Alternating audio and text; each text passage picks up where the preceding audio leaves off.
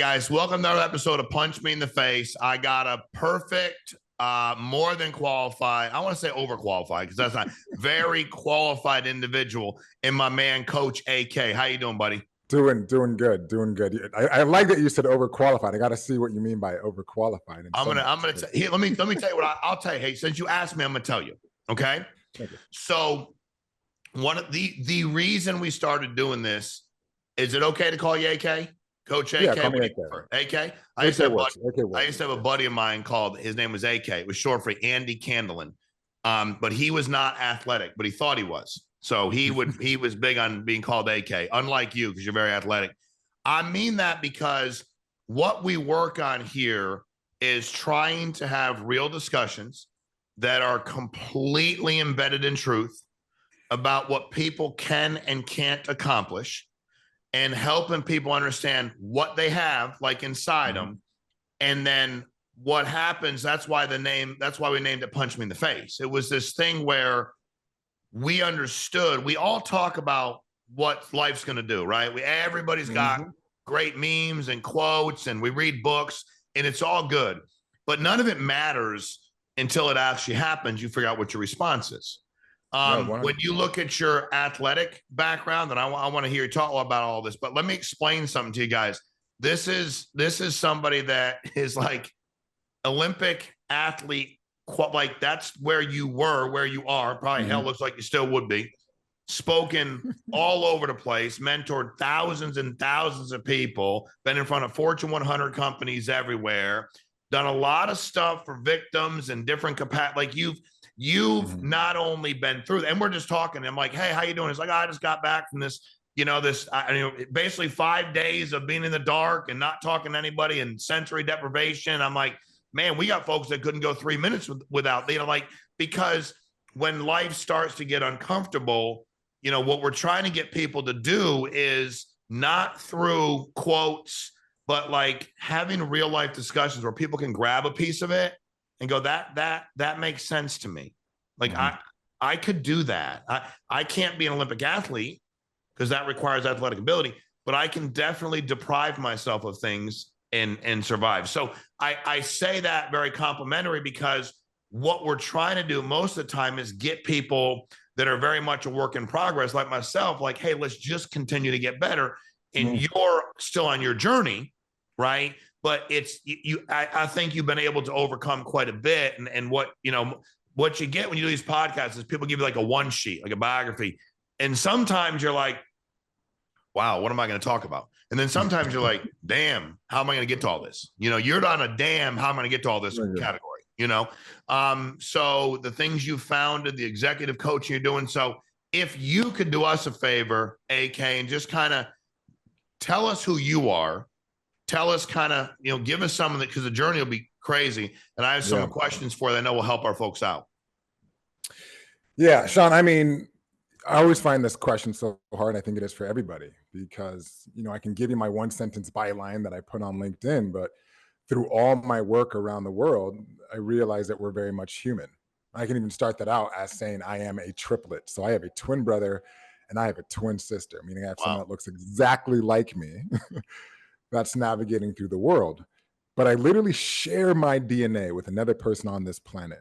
But are we the exact same person? Do we have the exact same hobbies? Do we have the exact same beliefs? No. And so reason I say that is my journey, just like everybody's journey, is going to be unique to them, almost like their fingerprint. But a little about me, yes. I was first generation in the United States. My parents moved here from Nigeria, and I started playing sports. I played sports because it kind of got me out of a lot of trouble, because I didn't know what to do with myself. And sports allowed me to get a college scholarship to the University of Oregon to run track and field.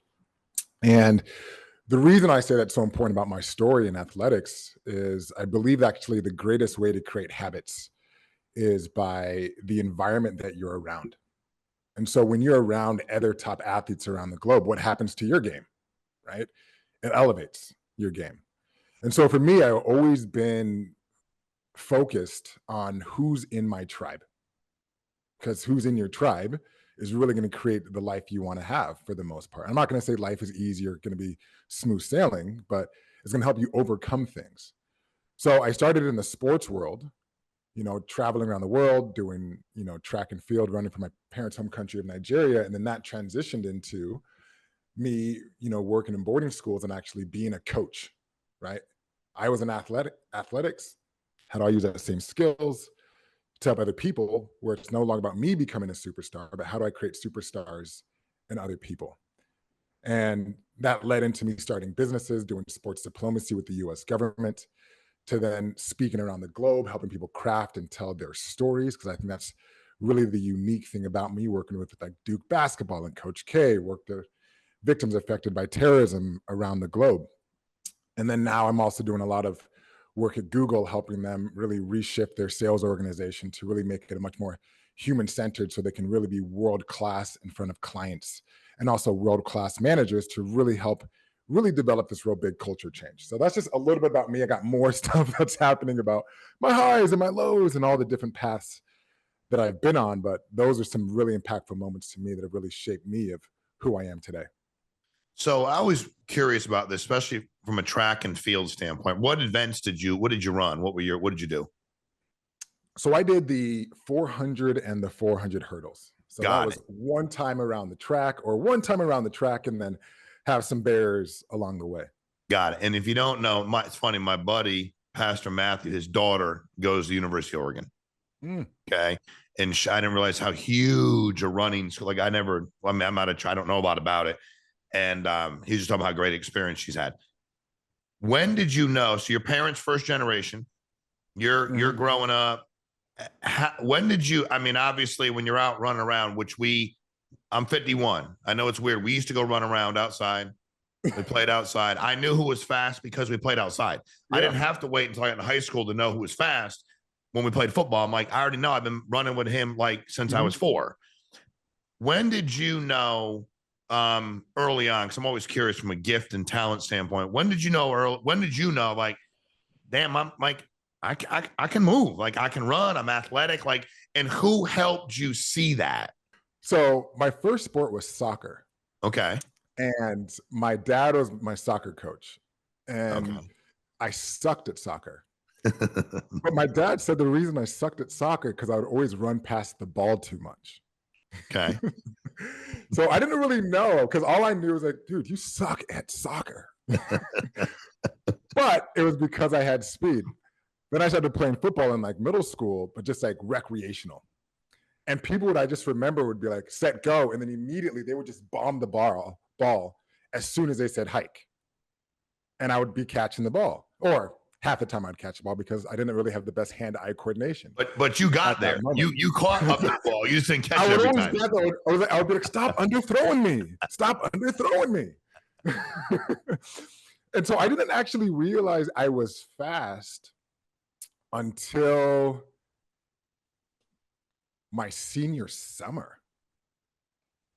Because I was always thinking to myself I need to get a college scholarship to go to college, right? There's 6 kids in my family, and I was always comparing myself to the nation, not to my state, because like, what's going to get me to get that college scholarship? Because 6 kids in college, like, I don't care how much money you make, that ain't easy. Correct. So I didn't realize it until, and my parents didn't even realize it, because if you know about like Nigerian culture, it's education, education, education. And so they didn't even know about sports until a coach came to our house and said, we want to take your kids to pay for them to go to college. And my parents like, you've seen these kids' grades, right?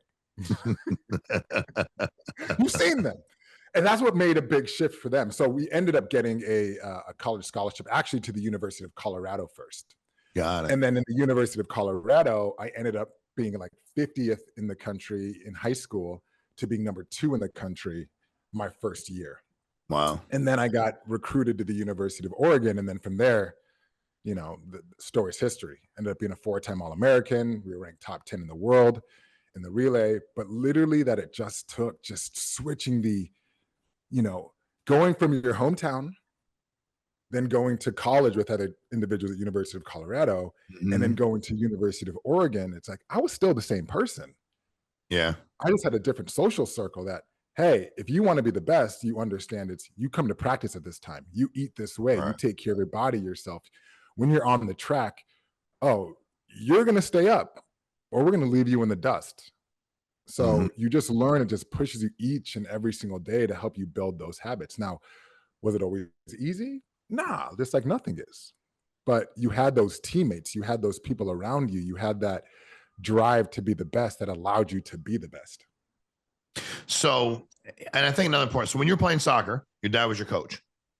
Who told you sucked at soccer?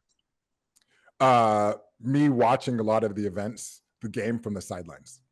Got it. So you just kind of realized them other guys are good. I'm not that good. Your dad said you kept running by the ball, but you were honest with yourself about what you could and couldn't accomplish, right? Yeah, I mean, so a few things. You realize there's this self-reflection. I believe that the biggest thing in any type of personal development is self-awareness. You have to have that self-awareness. So when I was sprinting towards the goal that I was about to score, and I'm almost there, and then I trip over the ball. And then you look back and you see everybody like, oh. I was like, I did something that I probably wasn't supposed to. I played baseball, right? And I ended up being like the last hitter because if I got on the base, it was good, You could but run. I rarely hit the ball. I could run, but you can't run if you don't hit the ball. So it would always be that big potential. And so what I realized, I think for a lot of people, is also being able to step into your lane, step into your greatness. Because once I was able to do track and field and get confidence there, it then gave me confidence actually to become a better football player, a better soccer player, because I was able to step into something where I was being awarded, congratulated, and then I was able to get that confidence for myself. Well, I think in a lot of, if we switch gears, right? Because I do want to hear about Mobile XA. Am I saying that right? The entrepreneurial scale, these startups, because we have a lot of folks. The number one question I get from people is, I'm in the first however many weeks or months of my business. And what's your greatest piece of advice? Well, first of all, I don't know what business you're in. I don't know you, and I think that's part of it too, because I don't ever want to mislead you. I might give you advice that doesn't make any sense to you. You might be disciplined in a certain area. So I don't want to speak out of turn. But when you see, we have a lot of entrepreneurs on here that are they have a business idea. A lot of times they have customers, they've done a good job prospecting. It's a business. It's already been successful. Like that actually makes some sense. It was funny. I was watching, somebody sent me a clip last night of Kevin O'Leary talking about crypto. And they're like, man, look what he's doing. I'm like, dude, how dumb are y'all? Like, I could have told you, like, I was screaming. I went to Eastern Connecticut State University to play baseball. I have a social work degree. You'd never heard of Eastern Connecticut State University because it's not University of Oregon. If you heard of it, that'd be weird, right? I got a social work degree, and I knew that if the currency was domiciled in a country that didn't regulate it, I knew that it would be abused, and I knew that people would get hurt. Like, it wasn't that complicated. And what bothered me about these guys is they said, do it. People that don't know a lot about it said, cool, sounds good, because these people said to do it. And then when the dude gets arrested and everybody's in trouble, now they say, I'll never do it again. Yeah.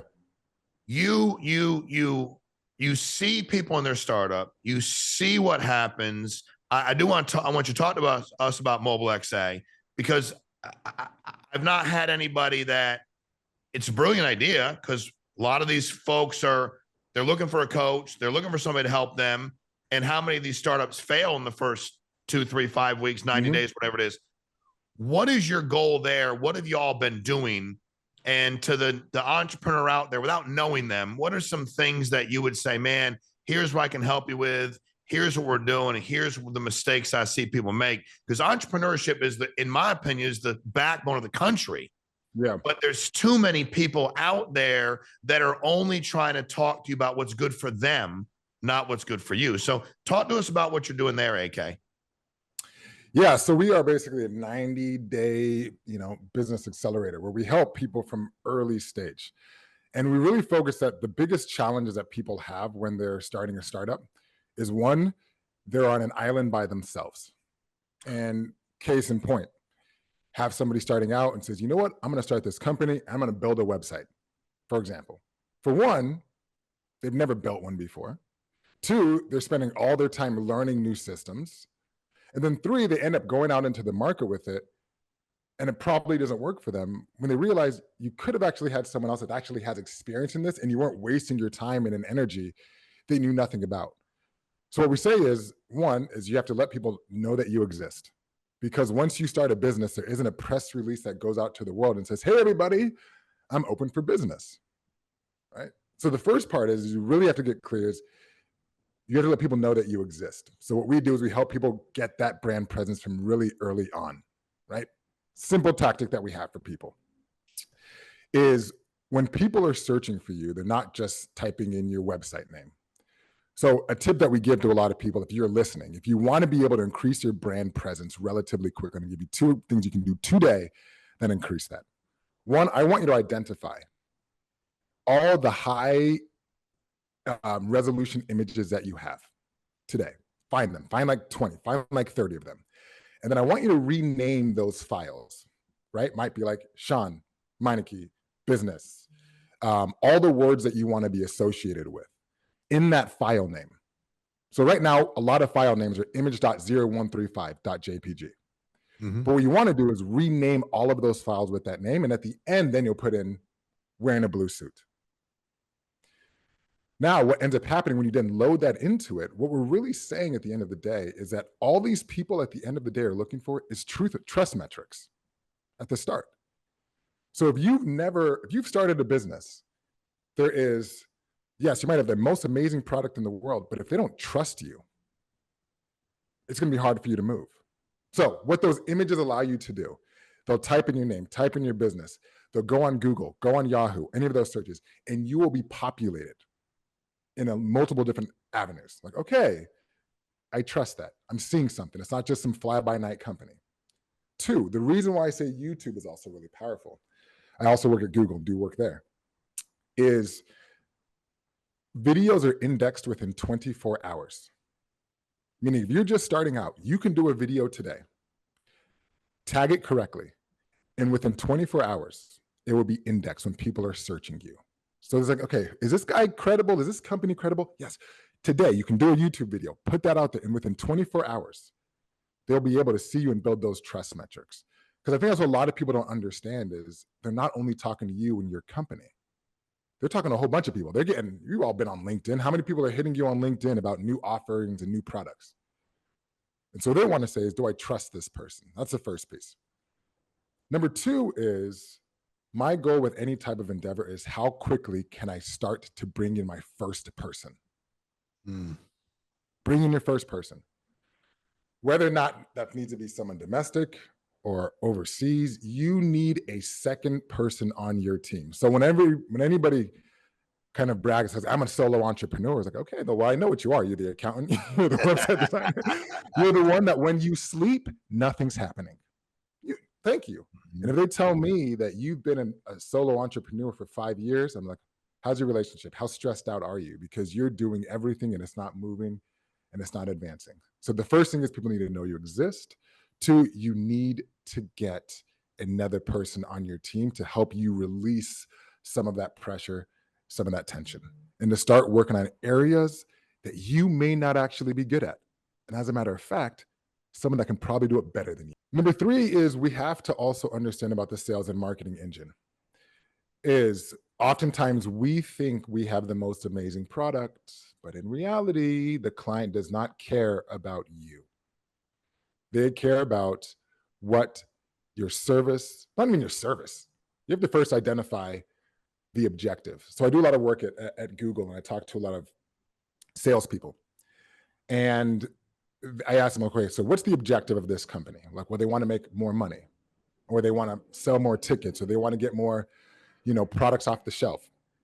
But I was like, how many companies around the world want to make more money, want to sell more tickets, want to get more products off the shelf? And they say, well, all of them. Then I say, that's not an objective. The real objective is what's stopping them from doing that unlimitedly? What's stopping them from getting an unlimited amount of products off the shelf? What's stopping them from being able to get all that money in their bank account? Because then you're able to identify what is the problem that you're actually solving for. It's not the objective of I want more money, I want more sales. Yes, we all do. But what's stopping you from being able to do that? And that's going to give you a lot of clarity on how you can actually position you're offering to really help people to get them to really onboard to what you are, providing. All right. So you said a lot of powerful things. The trust factor, because I would agree. I think when I was looking, any business I've been in, I'm looking for track record. I'm looking for, did you do it for a while? Did you not continue to do it? Have you been the same person for a year, 2, 3 years? The businesses I failed in, I didn't do that. I ran a waste management business. I did less due diligence than anybody in the history of America. I ended up being okay because I had to work really, but like I didn't check and I hadn't done any of this. Give me something that the stuff you're talking about, I get. I do want to understand how they label it correctly to get an index. So if you do a video, label it correctly. But what are some things you've taught people outside of just what you just spoke about to develop their trustworthiness and their truth objective? And then also, what do they do from a video standpoint to help get that index so fast? Well, there's things you can do. One of those is obviously you can get a Google My Business or whatever those free. Because when you talk to entrepreneurs, capital isn't always there. So I always want to give, what are some free, easy ways you can do this? Do Google My Business, right? Create your profile there. 2, there's ways you can do this through what I say is ads and also organic. So here's why it's helpful. Organic's going to take some time, some SEO. But if you're just starting out, you can, from day one, get right in front of your target audience with ads. Right? With ads, you can be able to do that. 3, about providing some truth metrics is at the beginning start is really thinking about your flow. So when people are coming in, how are you getting your first clients? Is it through relationship building, right? Because we realize the number one way to actually get business and trust is through word of mouth, through relationships. If I tell you, you know what, I really like that Sean guy, right? He's done some amazing work for me, right? We both know Steve. That is actually at the start. So what are the relationships that you already have that you can leverage? But when we first start off, we don't have those conversations. We don't reach out to people. One of the things that I started when I first started out in the entrepreneurship world is it didn't go well when I first started. It didn't go well. And for a little bit, I was living in my car because a lot of money was going out. But the funny thing is when you're in your car, and I was there for 3 months, and I was working at like rest stops in New England, is by the end, if you're in your car and you realize, like, if I don't make this sale, if I don't make this phone call, I may not eat tonight. It takes away a lot of the noise. Like, what are they going to say? What are they going to think? Like, dude, you got to take action. So when you talk to a lot of people, if you really dissect, they'll be like, oh, no, I need to make sure this color on the side is right before I reach out. I need to make sure that this is right before I reach out. I need to make sure this is right before I reach out. But at the end of the day, it's about what actions are you taking consistently. It's going to be uncomfortable at the start. But once you remove the ego piece, once you remove the fear aspect, you're just much able to be much more proactive in the entrepreneurship world. I was actually having a conversation with a person that just started recently, and she was talking about how she just felt depressed and she was down. It was a tough week. And this is one of the challenges with being in entrepreneurship. It becomes this cycle. You get sad, you get depressed because things aren't moving, but what do you end up doing? You stop reaching out. And because you stop reaching out, you stop getting leads, you stop getting sales. And because you stop getting sales, you feel like, is this for me? And it becomes this spiral. And what I tell people oftentimes, if you ever feel that place, how quickly can you get action, right? List out the actions that you can take. And that's why I say oftentimes when you have that secondary person on your team, you say, these are the actions. I'm feeling bad. I'm feeling kind of burnt out. Take it away. You make these phone calls. You send these emails, right? So now you have someone that's able to make action and make moves even when you're in an entrepreneur headspace where you think like, you know what, maybe I should just quit. Maybe I should just get that job people are telling me to get. Right? And I think it's about consistency. It's about continuing on that process, uncovering more of those things, and then also learning from those experiences. It's not a fail. It's okay. I realized when I did this message, it didn't work. But when I changed this up, oh my goodness, I got a response. Okay, how can I double down on that? How can I do testing? How can I figure out and have a growth mindset? instead of thinking it's a binary system. So that's great. You said tribe early on. You talked again about people you're around. You alluded again to what people say. And I to me, that's, if you ask me what the biggest key to having success was me reevaluating my tribe, if you will. And honestly, going to a tribe of like a couple to then kind of figure out how I had to grow. Now, I'm not gonna, that was hard because some of the people that couldn't be in my tribe anymore were like family. Yep. Just in a place where I was tired meaning frustrated. You know, for those of you that want to get rich overnight, I mean, dude, I launched my last company at 40 years of age, 41. You know, I didn't make $1 million a year till I was in my 40s. So if you, and I don't believe most of the videos that they post and say that they made $82 million a day by doing this, because it's a lie, but I guess nobody monitors that. So I guess they can say what they want. Yep. But talk to us, AK, about, because that's so powerful. And all the stuff you're talking about here with the things you need to continue to do, a lot of that, and I see that. And we talk about that here on Punch Me in the Face, because what happens with most people, I was doing a meeting the other day for real estate, and I was asking them all, I said, what happens when it gets bad? These guys and girls are all over the country. They have pretty cool networks. They're buying and selling houses, the right houses. The dude that works them, I like him. They're trying to flip them. And I said, but what happens when you typically don't go well? Who do you talk to? They don't find the positive person. Matter of fact, I went to every table. It was a big room. And I was like, hey, at this table, if this was like a deal where you had to fire somebody or promote them at this table, who would you put this dude in the spot in front of everybody? You know, he's like panicking. Now, me, I'd have been like, I'd fire him and hire him. Like, if he's good, I'll tell you. If I'm the worst, I'll tell you. Like, I'm the worst, I'd get rid of me. If I'm the best, I'd be like, dude, I'm pretty good at this. It's my space. How have you helped people, especially those new entrepreneurs who are limited in capital? Their tribe is, let's be honest, most of us first time, we don't come from a mom or dad that's like, do this and this and this and this and this. How have you helped these folks really understand their tribe, protect their tribe and their mental health and their emotional state, and then seek out mentors?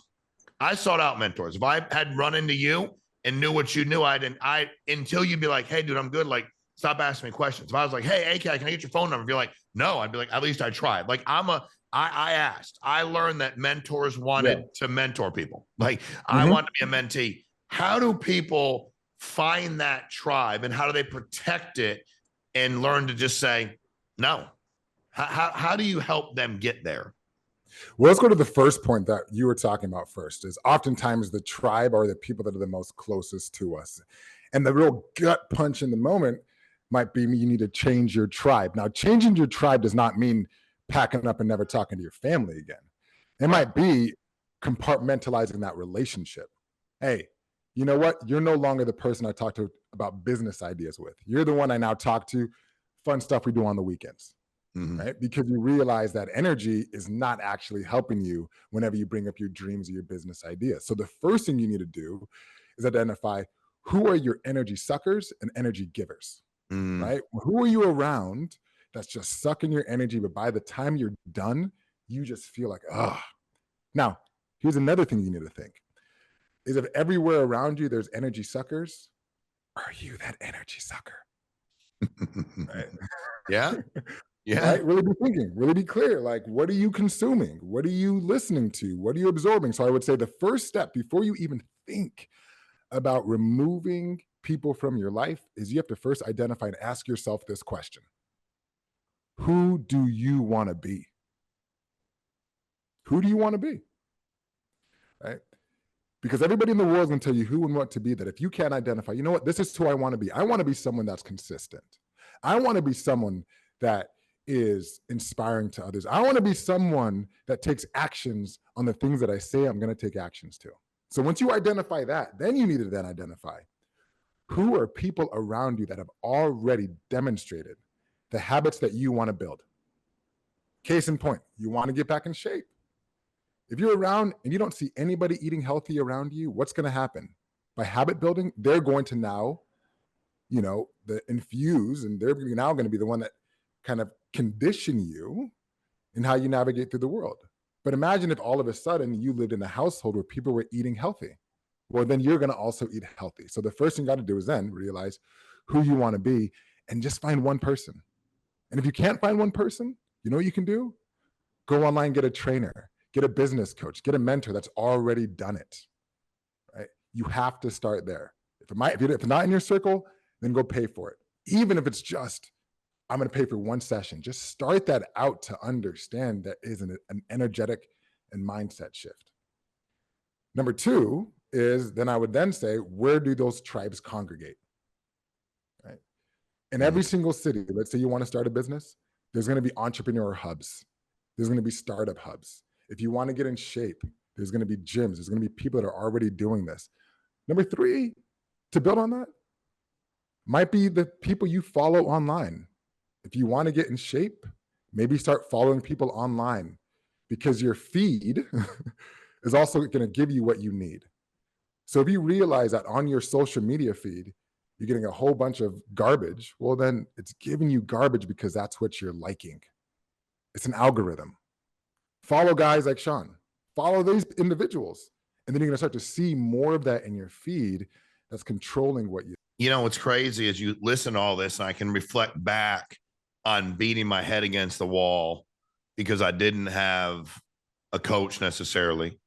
I didn't identify those hubs. I didn't. So, and again, everything in my life, when you said that about you are the guy, like it's hard to balance anything in your life when you're the accountant, you're the attorney, you're the CEO, COO, CFO, and it actually starts to scale.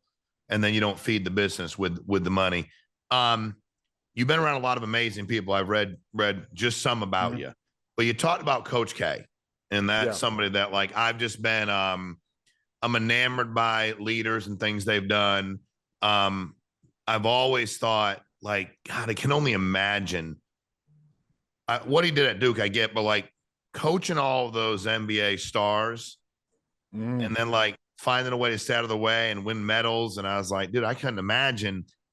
You spend some time, you've worked there, and it could be anybody, but what are some things, since you have such an unbelievable business and an unbelievable business mind, but what are some things that with some of those leaders, whoever they are, I'm not going to say who's the best leader you've been around, but some of these amazing men and women you've been around, what are a couple of things you could share with our audience that you learned through your process about their leadership styles? Yeah, there's two things. I'm talking about Coach K in particular, why you see him as being very humble. So I was working with a company called Dear World, and we work with the whole Duke basketball team and Coach K to help him craft and tell his story.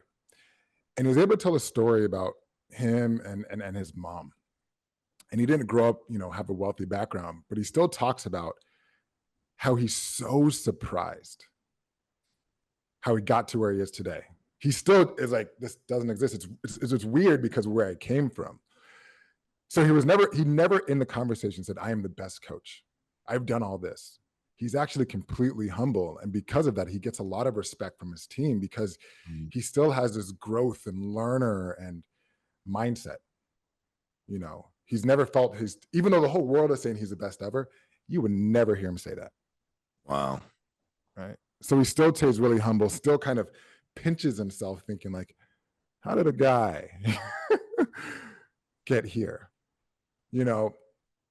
In terms of other leaders I've seen, and I work with all of them across startups, even, Fortune, 100 companies, is when you work with a lot of leaders, they have their board of directors, they have their executive team, they have their investors, and they have a whole bunch of teams around them. But the funny thing is when they take that leader hat off and they get into their car and go home, they're in an island by themselves. Right? They don't actually have that many coaches. And it's funny that when I work with them, we have the first session that oftentimes the two things that they usually want to work on after the first session isn't on the business. It's either on, I've been so busy, how do I get back to a consistent health and fitness routine? Or how do I put my phone down and be more present when I get home? So the best leaders understand that on the outside, yes, they are being measured by their business growth, how they lead their team. But a lot of them are really thinking, how am I able to do this balancing act? Am I being a good person at home? Am I making sure that I have good time in my hobbies? And I'm also able to be that strong leader within the company. So how do they balance all of those three when the world only looks at them in the one? And I think that's a struggle for a lot of the people when they start, because, and those are, if you ask me, I was just doing that this weekend, like, how do I get better? And it's still a journey. It's day by day. Like, how do I get better and go, you know what? They can handle that. They can handle that. I almost want to get to the point where I get frustrated. My phone rings and texts coming through a lot, as opposed to like, hey man, we got a bunch of amazing people that can handle this. But a lot of the folks that like here, Mm-hmm.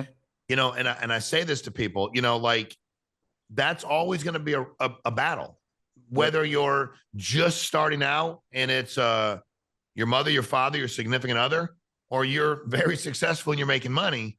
You're still going to have that same, I need to be present when I'm present kind of deal, Mm-hmm. When you look at, and first of all, guys, I've learned how crucial these things are for people. You're trained in it. You got the background in it. You've been around. You got a very good disposition. Very smart, but you're very, hell, I feel like I'm doing a session right now, but I don't feel bad about it. Right. You know what I mean? And so, guys, I'm telling you, like, and I love everybody that comes on, and some people come on, we talk about stuff like, I got dudes that come on that was, played professional football 8 years. They talk about their story. I'm not mad at you, but I don't think they're coaching football. And they're not really, like, you can call them up and they just, follow them. We love them. Let's love on them. See if they do something in the future. Whatever they're doing now is great. But AK, I think you bring a lot to the table for our folks that you can help with. I really do. I think this is a journey. It's a marathon, not a sprint. And I think a lot of people, and again, I had jobs my whole life. I think jobs, this whole idea that jobs are evil and jobs are, but if you're looking to get free of that job, whatever your passion is, I'm telling you, I think AK is somebody you need to reach out to. If they want to find you and connect with you, AK, what is the best way to do that for them? Yeah, we have, two brands. We have one, they can reach out to me on LinkedIn, or actually just type in Coach AK. There's a lot of stuff on me online where you can be able to reach me on my various social media handles on LinkedIn. We also have a company called Mobile XA. If you are a startup and you are looking to scale in 90 days, we actually are what we call your get shit done squad, right? Yeah. Well, actually, from day one, you get a team to help you move and scale your company. And then we also have another one that we're launching out in a couple of weeks called Up Brand You, that really works with senior executives, senior managers to create a personal brand that helps them leverage opportunities inside and outside the organization. Because I heard this amazing quote from a friend is that you're simply just renting your job title. And when you leave that company and evicted, they take all the stuff.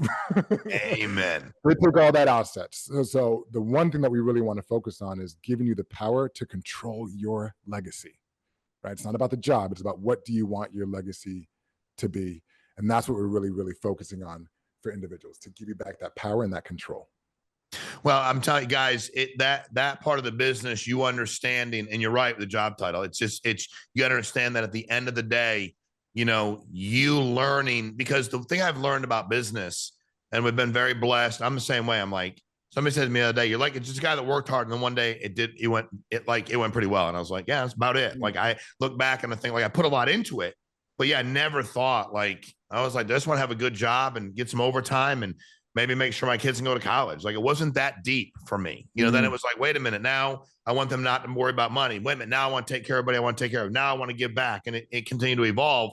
But when you hear what Coach AK is talking about, they're tangible things you can take with you. And you hear the demeanor from a coaching standpoint, we definitely got to get you. We got a pretty big group around the country. We need to get you in front of some of our folks when we have another event. I think where are you physically located at? Los Angeles, California. Perfect. Okay. So when we come out that way, we got to hit you up and get you to come out and see some of our folks. So guys, I'm telling, first of all, AK, you're the man, and I appreciate you sharing, but you're also got a lot of humility. And I had a guy tell me one day, you can have a big business or a big ego, but you can't have both. So pick one. And I said, this was 20 something years ago. I said, are you saying that to me because I have a big ego? He goes, well, you ain't got a big business. And I was like, okay, guilty as charged. Like, but he's like, but it was that truth talk I needed. And my ego was because of my insecurities. My insecurities because of all the other stuff I had going on. So I figured if I did that, you wouldn't bother me. You believe something. And then I just started finding a way to be grounded in who I was. So you are an unbelievable guy. I really appreciate getting on. You had a phenomenal demeanor about you, a lot of information. And I think the delivery is going to help a lot of our folks out. So find Coach AK. Won't be hard to find him. We'll hit you up when we come out your way. And hey, thanks a lot, man, for being on. Thank you, man. Thank you. Love your energy. Love the work you're doing. Well, we appreciate you. Love what you're doing. And thanks for helping us out and punching me in the face. Have a great day, guys. Always thank you for your time. We appreciate it more than you know. So have a great one.